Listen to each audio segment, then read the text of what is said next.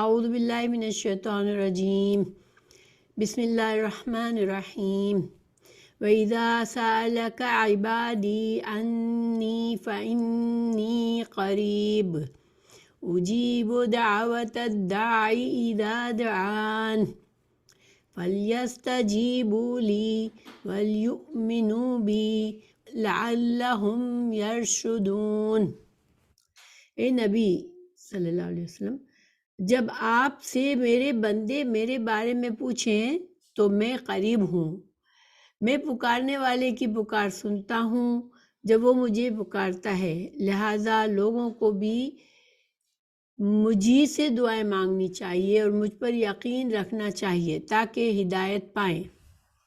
تو ہم اس آیت کو سمجھتے ہیں مزید۔ وَإِذَا، اور جب، سَأَلَكَ، سَأَلَ سوال کرے، کا تجھ سے یعنی رسول اللہ صلی اللہ علیہ وسلم سے، عبادی میرے بندے، عباد اور یا سے مطلب میرا، یہ یا ضمیر ہے متکلم کی، اگر میرے بندے آپ سے سوال کریں انی میرے بارے میں، یا پھر میرے کے لیے ہے، آپ صلی اللہ علیہ وسلم سے اللہ تعالیٰ فرما رہے ہیں کہ اگر اے رسول آپ سے میرے بندے سوال کریں میرے بارے میں، یعنی کہ کیا میں سنتا ہوں، میں کیا باتیں لوگوں کی دعائیں سنتا ہوں، تو آپ فرما دیں فَإِنِّي، پس انی بے شک میں، قریبٌ میں قریب ہوں، میں بندوں کے بہت قریب ہوں، اجیبو جواب سے ہے، جواب دیتا ہوں یعنی کہ دعائیں قبول کرتا ہوں، دعویٰ پکار، دعا، الداعی پکارنے والے کی، اذا جب، دعانی یہاں پر یا تھا، مجھے پکارے، تو اللہ تعالیٰ نے فرمایا کہ میرے بندوں سے آپ فرما دے کہ میں قریب ہوں اور میں ان کی دعائیں سنتا ہوں جب وہ مجھ سے دعا مانگتے ہیں۔ تو قریب کا کیا مطلب ہے؟ دیکھیں قریب جو ہے، ہم قریب کا مطلب جانتے ہیں کہ کسی سے فاصلہ نہ ہونا، تو یہاں اللہ سے قربت کا کہ 3 درجے ہوتے ہیں۔ مرتبے کے لحاظ سے انسان کا مرتبہ اتنا بلند ہو جاتا ہے کہ وہ اللہ کے مقرب بندوں میں شامل ہو جاتا ہے، یا قرب کا مطلب ہوتا ہے فاصلے کے اعتبار سے قریب ہونا، اور قربا رشتہ داروں کو بھی اقربا کیوں کہتے ہیں کہ وہ ہمارے بلڈ کے لحاظ سے، ہمارے رشتوں کے لحاظ سے قریب ہوتے ہیں۔ تو بہرحال اللہ تعالیٰ کا قریب ہونا کیا ہے؟ اللہ تعالیٰ دیکھیں اپنے عرش پر ہے، ٹھیک ہے، یہ ہمیں قرآن اور حدیث سے دلائل ملتے ہیں کہ اللہ کا وجود اپنے عرش پر ہے۔ اللہ تعالیٰ جو ہے وہ اپنے علم اور قدرت کے لحاظ سے ہمارے قریب ہوتا ہے۔ اللہ کا علم اتنا ہے کہ اللہ ہمارے اندر کے دل کے اندر کے وسوسوں تک کو بھی اللہ تعالیٰ محسوس کر لیتا ہے۔ اللہ تعالیٰ نے فرمایا قرآن میں وَنَحْنُ أَقْرَبُ إِلَيْهِ مِنَ الْحَبْلِ الْوَرِيدِ، کہ ہم انسان سے اس کی شہرک سے زیادہ قریب ہیں۔ گویا اللہ کا علم اتنا وسیع ہے، وہ خالق ہے، وہ ہمارے دلوں کے اندر چھپے ہوئے راز بھی جانتا ہے، ٹھیک ہے۔ تو اللہ تعالیٰ کا وجود کہاں ہے؟ وہ اپنے عرش پر مستوی ہے۔ اللہ تعالیٰ، صحیح عقیدہ یہ ہے کہ اللہ اپنے عرش پر مستوی ہے۔ یہ قرآن میں 7 جگہ لکھایا ہے کہ اللہ اپنی ذات کے اعتبار سے عرش پر مستوی ہے، مگر اپنے علم اور قدرت کے لحاظ سے اللہ کی قدرت جو ہے اتنی وسیع ہے کہ اللہ تعالیٰ ایک ایک چیز دیکھتا ہے، اللہ کے علم میں سب کچھ موجود ہے، اور اللہ تعالیٰ بندے کے اتنے قریب ہے کہ اس کے دل کے خیالات بھی اللہ تعالیٰ کو معلوم ہوتے ہیں۔ تو اب اللہ تعالیٰ یہاں فرما رہے ہیں کہ میں جواب دیتا ہوں جب بندے مجھے پکارتے ہیں، جب مجھ سے دعا کرتے ہیں تو میں جواب دیتا ہوں۔ فَلْيَسْتَجِيبُوا، تو بندوں کو کیا کرنا ہے؟ پس چاہیے کہ، لام کا مطلب ہے چاہیے کہ، یستجیبوا وہ بھی مجھے جواب دے، لی میرے لیے، وَلْيُؤْمِنُوا اور چاہیے کہ وہ ایمان لے آئے، بھی میرے ساتھ، لعلہم تاکہ وہ، یرشدون وہ رشد پائے، وہ راہ راست پالیں۔ رشد کا مطلب ہوتا ہے ایسی صلاحیت جس سے انسان معاملات کو سمجھنے لگے. تو اللہ کے احکامات پر چل کر انسان کے اندر اپنی زندگی کا اصل مقصد پتہ چل جاتا ہے تو وہ اس کو رشد راہ راست مل جاتی ہے. ٹھیک ہے. تو اب یہاں پر ہمیں کیا پتہ چلا؟ ٹھیک ہے. پہلی بات، رمضان کے روزے کے حکم کے ساتھ ساتھ یہ آیت کا کیا مقصد ہے. دیکھیں پچھلے اگر ہم دیکھیں سورہ بقرہ میں تو پچھلے کافی دیر سے ہمیں اللہ تعالیٰ احکامات فرما رہے ہیں. پہلے ہمیں اللہ تعالیٰ نے قصاص کا حکم بتایا. ٹھیک ہے کہ قتل کے بعد قصاص کا حکم بتایا. پھر اللہ تعالیٰ نے وراثت کا وصیت کا حکم بتایا. پھر اللہ تعالیٰ نے روزوں کا حکم دیا. تو اللہ تعالیٰ نے ہمیں یہاں پر فوراً دعا کا کیوں بتایا کہ میں قریب ہوں، کہ انسان جب محنت کرتا ہے، اللہ کے احکامات کو پورا کرتا ہے، مشقت اٹھاتا ہے، تو اللہ تعالیٰ نے ایک طرح سے تسلی دی کہ میرے بندو تم جو کچھ کر رہے ہو میں قریب ہوں، میں دیکھ رہا ہوں، میرا علم، مجھے علم ہے ہر چیز کا، اور جب تمہیں مشکل آئے تو تم مجھے پکارو، میں تمہاری دعا قبول کرتا ہوں. تو انسان ہدایت کے لیے بھی دعا کر سکتا ہے. انسان کو مشکل لگے اللہ کے احکامات کو پورا کرنے کے لیے تب بھی وہ اللہ سے دعا کر سکتا ہے. تو دعا کے بارے میں تھوڑا سا میں آپ لوگوں کو بتاؤں گی کہ دعا کیا ہے. ٹھیک ہے. دعا جو ہے اس کا لفظی معنی کیا ہے؟ طلب کرنا، بلانا. ٹھیک ہے. ہم کسی کو بلائیں، طلب کریں، پکارنا، مدد چاہنا، درخواست کرنا، ترغیب دینا کسی چیز کی، یہ ساری چیزیں، سارے معنی کیا ہے؟ دعا کے سارے معنی ہیں. ٹھیک ہے. تو جب انسان عربی میں کہتا ہے دعوت اللہ، میں نے اللہ سے برکت کی درخواست کی. ٹھیک ہے. اچھا، اور اصطلاحی معنی کیا ہے اس کا؟ یعنی کہ ہماری شریعت میں دعا جب ہم کہتے ہیں تو کیا مطلب ہوتا ہے؟ اللہ سے خیر و برکت کے حصول اور شر سے پناہ کے لیے اللہ تعالیٰ کے حضور میں گر گرانا اور پکارنا، اور دعا، اس کو دعا کہتے ہیں. ٹھیک ہے. اب چونکہ یہ ساتھ ساتھ آئی ہے رمضان کے ساتھ ساتھ، تو علماء نے فرمایا کہ رمضان میں دعا کا بھی خاص مقام ہے. دعا بھی ایک خاص عبادت ہے جو کہ رمضان کے مہینے میں کثرت سے کی جانی چاہیے. ٹھیک ہے. اور دعا بھی عبادت ہے. اصل میں دعا کرنا، دیکھیں عام انسانوں سے ہم چیز مانگتے ہیں کچھ تو وہ انوئڈ ہو جاتے ہیں، مگر جب ہم اللہ سے دعا کرتے ہیں، اللہ سے اپنی مرضی کی، اپنی خواہش کی چیزیں مانگتے ہیں، تو یہ ایکچولی عبادت بھی ہوتی ہے. اس کا ہمیں دعا کرنے کا بھی اجر و ثواب ملتا ہے. تو سبحان اللہ، ہمارا مالک کیسا ہے کہ جب ہم اس سے مانگتے ہیں تو وہ ہمیں اس کا بھی اجر و ثواب دیتا ہے. اس کو بھی عبادت کہا گیا ہے. ٹھیک ہے. اور مقصد یہ ہے کہ چونکہ دعا ہماری زندگی کا ایک حصہ ہوتا ہے تو ہمیں معلوم ہونا چاہیے کہ دعا کب قبول ہوتی ہے، دعا کے آداب کیا ہے، کس طرح سے مانگنا چاہیے تو زیادہ قبول ہوتی ہے.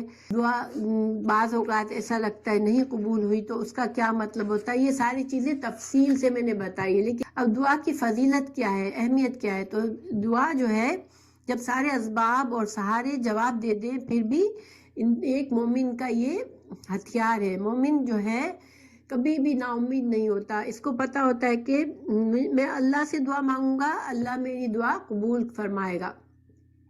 تو دعا جو ہے وہ انسان کے لیے ایک ہتھیار کی، ایک مومن کے لیے ایک ہتھیار کی حیثیت رکھتا ہے. دیکھیں جو لوگ ایمان نہیں رکھتے وہ بعض اوقات اتنے مایوس ہو جاتے ہیں کہ ان کو کوئی امید نظر نہیں آتی، لیکن ایک مومن اللہ پر بھروسہ یقین رکھنے والا دعا کرتا رہتا ہے اور نا امید نہیں ہوتا.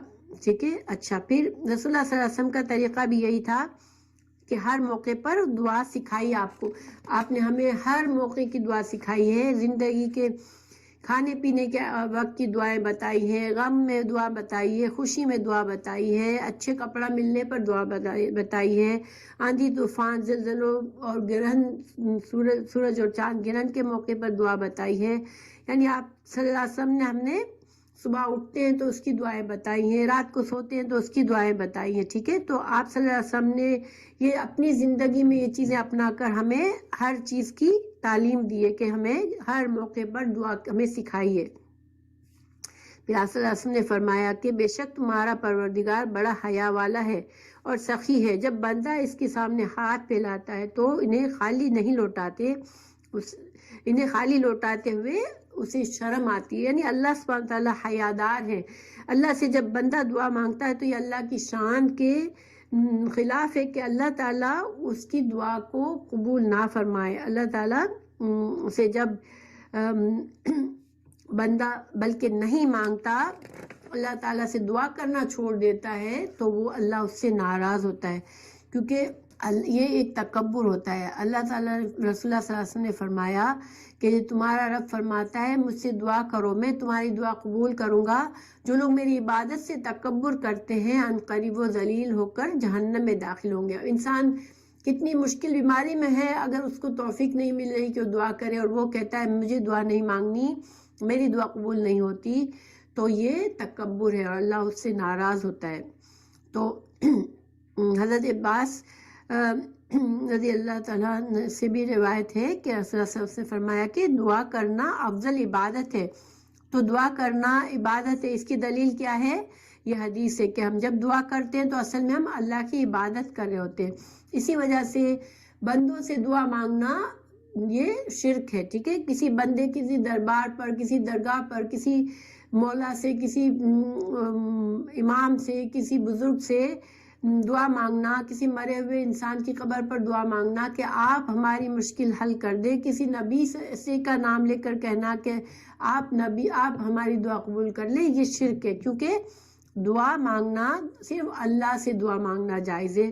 ہاں البتہ جب ہم لوگوں سے مدد مانگتے ہیں کہ بھئی آپ کے پاس اللہ نے آپ کو دیا ہے مال، آپ ہماری یہ مشکل حل کر دیں، ہم تو وہ اصل میں اللہ کے دیے ہوئے اسباب کی وجہ سے ہم اس سے مدد مانگ رہے ہوتے ہیں۔ ہمارے دل میں یہ نہیں ہوتا کہ یہ بندہ بغیر اسباب کے ہماری مدد کے قابل ہے۔ اللہ کے دیے ہوئے اسباب کسی کے پاس ہوتے ہیں، ہم اس سے ان کے ذریعے اس سے مانگتے ہیں تو یہ شرک نہیں ہوتا، ٹھیک ہے؟ جیسے کوئی امیر آدمی ہے، اگر اس کے پاس کوئی غریب فقیر جاتا ہے کہ اللہ نے تجھے اتنا دیا ہے تو مجھے دے، میری مدد کر دے، تو یہ شرک نہیں ہے۔ ہاں البتہ اگر انسان کے پاس روزی نہیں، اب کسی دربار پر جاتا ہے، کسی درگاہ پہ جاتا ہے، کسی مرے ہوئے سے یا کسی زندہ سے یہ کہتا ہے کہ میری رزق کو کشادہ کر دے، میری پریشانیاں دور کر دے، تو یہ شرک ہو جاتا ہے، ٹھیک ہے؟ انسان کو یقین رکھنا چاہیے کہ صرف اللہ ہی بغیر اسباب کے میری دعا قبول کرتا ہے، مجھے چیزیں دیتا ہے۔ کسی کو اولاد نہیں ہے، اب کسی اور بندے سے کہے کہ میں آپ کے یہ کرتا ہوں، میں درگاہ پر یہ چڑھاتا ہوں، چادر چڑھاتا ہوں، مجھے اولاد ہو جائے، تو یہ شرک ہے، ٹھیک ہے؟ کیونکہ عبادت انسان اپنی ضرورت کی چیز کو بھی مانگتا ہے، اللہ سے ڈائریکٹ مانگے۔ اگر کسی انسان سے مانگتا ہے تو پھر اس کو یقین ہونا چاہیے کہ انسان صرف اللہ کی دیے ہوئے اسباب کی وجہ سے میری مدد کر سکتا ہے، ٹھیک ہے؟ حدیث میں بھی ہمیں یہ ملتا ہے کہ اللہ تعالیٰ نے فرمایا، تمہارے رب نے فرمایا مجھے پکارو میں تمہاری پکار قبول کرتا ہوں۔ تو یہ بھی دلیل ہے کہ اللہ تعالیٰ دعائیں قبول کرتا ہے۔ اچھا، پھر بعض اوقات دعا جو ہے وہ ہمیں نظر نہیں آ رہی ہوتی کہ ہماری دعا قبول ہوئی یا نہیں، تو اس کے تین طریقے ہوتے ہیں دعا کی قبولیت کے۔ نمبر 1، دعا کے مطابق اللہ تعالیٰ انسان کی حاجت پوری کر دیتا ہے، ٹھیک ہے، اور اسے پتہ چلتا ہے میری دعا قبول ہو گئی۔ یا پھر اللہ تعالیٰ اس دعا کو آخرت کے لیے ذخیرہ کر دیتا ہے، یعنی انسان نے دعا مانگی، اس کو دعا بظاہر ہمیں اس کی زندگی میں ایسے لگا میری دعا پوری نہیں ہوئی، مگر آخرت میں جب اس کو اللہ تعالیٰ نے آخرت کے لیے بچا لیا ہوتا ہے، اس کو آخرت میں اس دعا کی اجر ملتی ہے، اس کے درجات بلند ہوتے ہیں۔ یا پھر دعا کے بدلے دعا تو پوری نہیں ہوئی لیکن اللہ نے کسی بلا کو ٹال دیا، ٹھیک ہے؟ تو دعا قبول ہمیشہ ہوتی ہے، مگر کبھی ہمیں نظر آتی ہے اور کبھی نہیں نظر آتی، کیونکہ حضرت ابو سعید خدری سے روایت ہے کہ بندہ جب قیامت کے دن ڈھیر ساری نیکیاں اپنے اعمال نامے میں دیکھے گا، اس سے کہا جائے گا کہ یہ تمہاری ان دعاؤں کا اجر ہے جو دنیا میں قبول نہیں ہوئی تھی، تو بندہ خواہش کرے گا کہ کاش میری کوئی دعا دنیا میں قبول نہ ہوئی ہوتی، کیونکہ آخرت کی نیکیاں، آخرت کا اجر دنیا کی سے کئی گنا زیادہ ہے۔ تو جب دنیا میں انسان کی دعائیں قبول نہیں ہوئی، آخرت میں ہوئی، تو بھی یہ سب سے بڑا درجہ ہے، ٹھیک ہے؟ پھر دعا کی قبولیت کے کچھ شرائط بھی ہیں۔ کہ دعا جو ہے وہ صرف اور صرف مالک کے دو جہاں سے مانگنی چاہیے، ٹھیک ہے، کسی اور سے دعا نہیں مانگ سکتے۔ پھر دیکھیں بہت سی نعتوں میں رسول اللہ صلی اللہ علیہ وسلم سے دعا مانگی جاتی ہے کہ آپ بگڑی بنا دیں ہماری، آپ ہماری مشکل کر دیں، آپ مشکل حل کر دیں۔ تو کوشش کرنی چاہیے اس طرح کی نعتوں سے بچے انسان۔ رسول اللہ صلی اللہ علیہ وسلم سے محبت ہے تو درود شریف پڑھ لینا زیادہ بہتر ہے، درود شریف کا بڑا فضل ہے، لیکن انسان ایسی نعتوں کے ایسے بول سے بچے جس میں آپ صلی اللہ علیہ وسلم کو مشکل کشا کہا گیا ہو، اور آپ سے اپنی حاجت روا کہا گیا ہو آپ کو، اور آپ سے دعا مانگی گئی ہو ڈائریکٹ، تو یہ جو ہے وہ شرک ہو جاتا ہے۔ جو دنیا میں نہیں ہے، جو بزرگ جن کے بڑے بڑے مزار ہیں، جن کو لوگ جانتے ہیں کہ وہ اپنی زندگی میں بہت بڑے اللہ کے بہت قریب تھے اور بہت زیادہ عبادت گزار نیک بندے تھے، ان کے بڑے بلند درجات تھے، وہ نبی تھے، وہ رسول تھے، وہ کوئی ولی اللہ تھے، تو ہم کیوں ان کی قبروں پر کیوں نہیں مان سکتے؟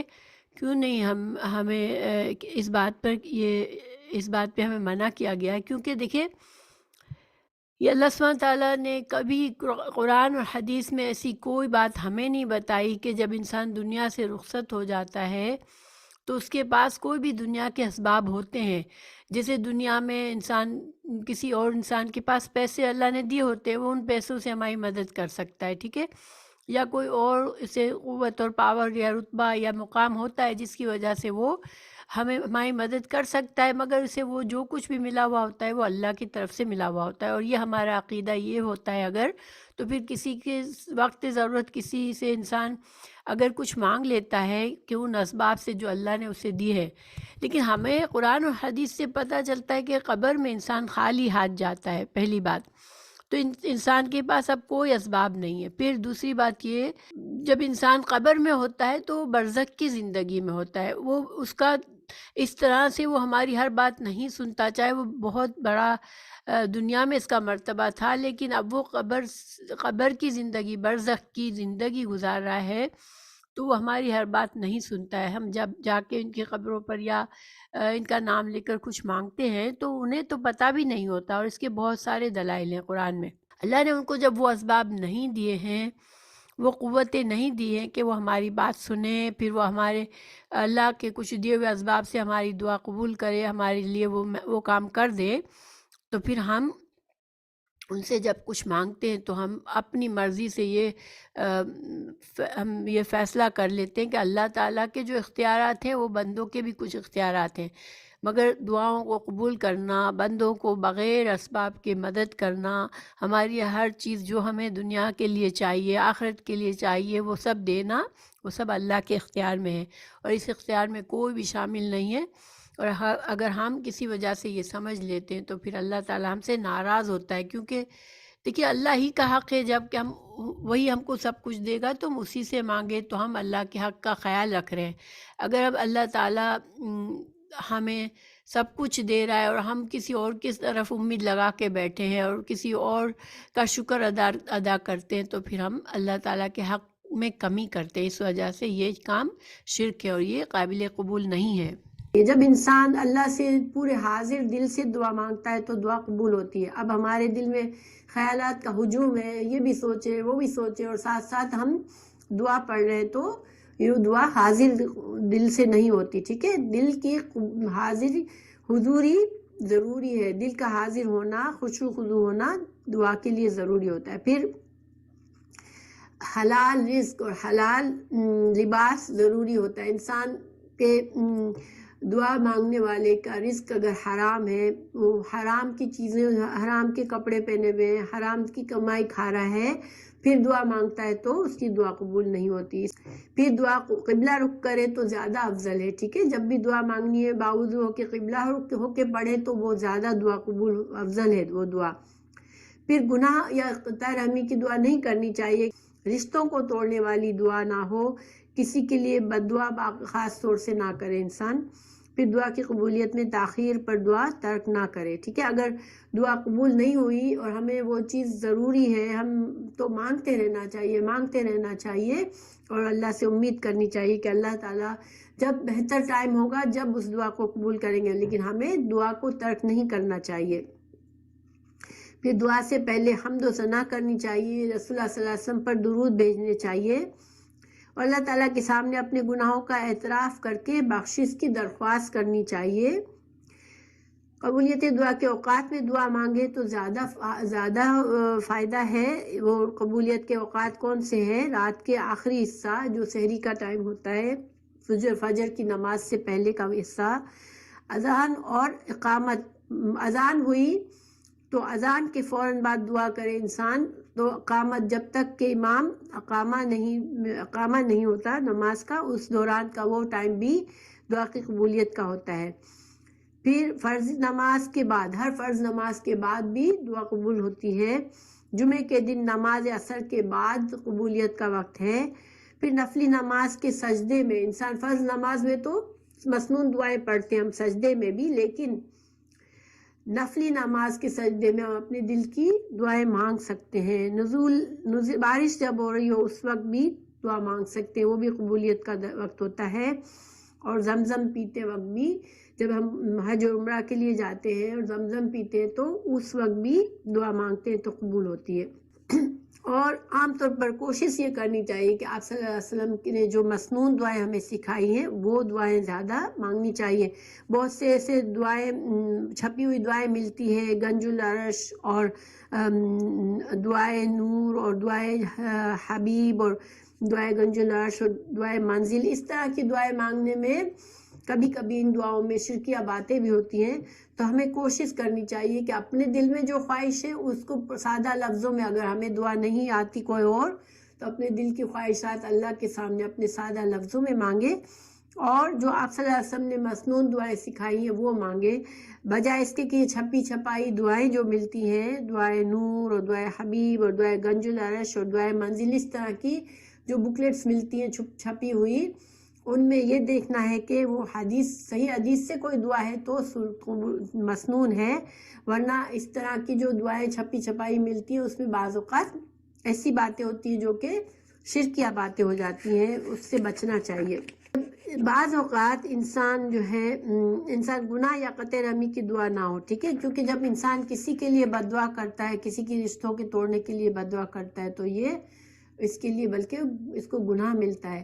اور دعا کے رزلٹ کے لیے انسان کو بے چین اور جلد بازی نہیں کرنی چاہیے، ٹھیک ہے، کہ دعا میری قبول کیوں نہیں ہوئی، اس طرح نہیں کرنا چاہیے، صبر کرنا چاہیے اور اللہ پر بھروسہ کرنا چاہیے۔ پھر اس کے لیے حدیث بھی ہے کہ رسول اللہ صلی اللہ علیہ وسلم نے فرمایا کہ تم میں سے ایک کی دعا قبول ہوتی رہتی ہے جب تک کہ وہ جلد بازی نہ کرے۔ تو صحابہ نے پوچھا جلد بازی کیا ہے؟ تو آپ نے فرمایا کہ وہ کہتا ہے کہ میں نے اللہ سے دعا کی لیکن اللہ نے میری دعا قبول نہیں کی۔ کبھی بھی اس طرح کے الفاظ نہیں استعمال کرنے چاہیے، اللہ سے امید رکھنی چاہیے کہ اللہ نے ضرور کی ہے دعا میری اور قبول کرے گا ضرور۔ اور دعا کی قبولیت میں تاخیر ہو تو دعا کو چھوڑ نہیں دینا چاہیے کہ میں نہیں مانگتا، اللہ تعالیٰ میری دعائیں تو سنتا ہی نہیں ہے، اس طرح نہیں کرنا چاہیے، انسان کو اللہ پر بھروسہ رکھنا چاہیے۔ پھر پورا یقین ہونا چاہیے کہ جب میں دعا مانگتا ہوں اللہ تعالیٰ ضرور قبول فرمائے گا۔ حضرت ابو ہریرہ سے روایت ہے کہ تم میں سے کوئی شخص یوں نہ کہے کہ یا اللہ اگر تو چاہے تو مجھے بخش دے، ایسے چاہیے پختہ امید کے ساتھ دعا کرے، یعنی گناہ کے استغفار کے لیے بیٹھا ہے انسان، اب کہتا ہے اللہ اگر تو چاہے، تیری مرضی اگر ہے تو مجھے بخش دے، تو میرے گناہ معاف کر دے، مگر یہ صحیح طریقہ نہیں ہے۔